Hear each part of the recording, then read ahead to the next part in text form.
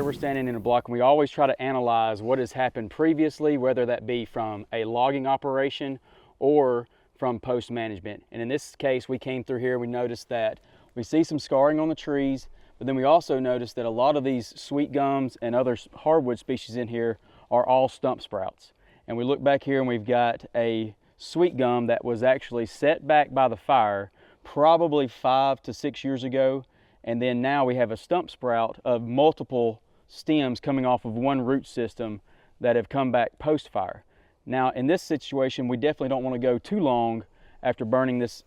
We got our goals accomplished, but now we're going to have to come back in here and repeat this goal before this all gets too big and too tall that we lose the whole stand. I think that's a good reminder for guys of going that when you buy a farm and you're managing a farm for wildlife, it's not a, we did this, now we're done with it. There are certain practices that are repetitive, and prescribed fire being one of them. If you're in an ecosystem and landscape that needs fire, was shaped by fire, then you're not going to just burn it one time and come back 10 years and burn it again. It's a much more frequent fire program. So in this part of the world, we're going to be looking at every 2 to 3 years, we're going to bring fire back.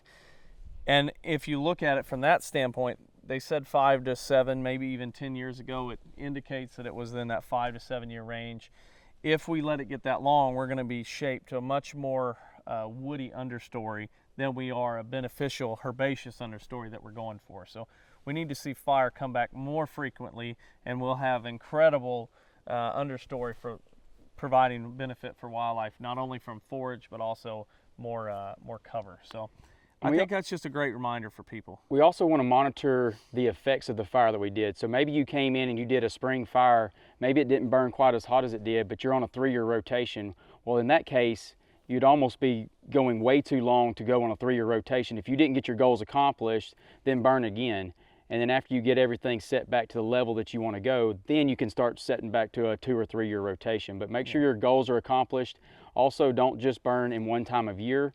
We would like to see one side of the road burned in the fall versus one side of the road burned in the spring, and maybe even mix in some summer burns at some times. And so monitor those goals of, if we got woody encroachment, we may need to burn it a little bit hotter, and at a time of year when all these trees and stuff have all the green vegetation on it, as opposed to just burning it dormant season and just top killing it and the roots come back and sprout up. I see that a lot now. We seem to be, in much of the United States, shifting to where we have a lot drier late summer, August, September, October being very dry. That's a prime time to set a growing season fire and set back some woody species. So always be looking at your natural ecosystem and then look and see what the fire interval should be, 2 to 3, maybe 5 year, and don't skip those rotations, because if you skip them, you can start getting into a spot like this where it may be out of control, and we may have to come in with herbicide and hatchets to set it back. But fortunately, we feel like we can get a good hot fire in here this